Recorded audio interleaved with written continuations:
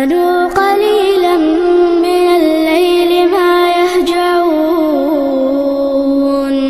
وبالأسحار هم يستغفرون.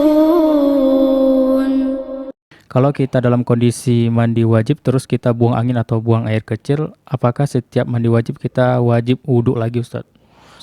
Pertama, berwudu ketika kita mandi junub itu hukumnya sunnah. Ya, sebagaimana yang telah dicontohkan oleh Nabi SAW ketika beliau mandi junub, ya beliau berwudu. Satu hal. Hal yang kedua, apakah seseorang ketika dia kentut, ya, atau dia misalnya kencing setelah dia selesai mandi junub, dia harus wudu lagi? Naam, kalau dia harus wudu lagi ketika dia hendak melaksanakan sholat. Ya, idza qumtum ila sholati faghsilu wujuhakum wa aydiyakum ilal marafiq ila akhir ayat.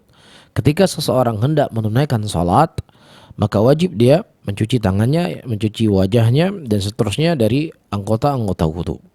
Ya, namun kalau seandainya dia tidak ada keharusan sholat setelahnya, misalnya ya dia mandi junub jam 1 malam atau jam 2 malam atau jam 12 malam dia sudah sholat isya, ya tidak ada keharusan bagi dia untuk sholat misalnya, maka tidak ada keharusan bagi dia berwudu. Faham? Bisa difaham ya? Jadi wudu di dalam mandi junub, saya ulangi kembali, itu hukumnya sunnah.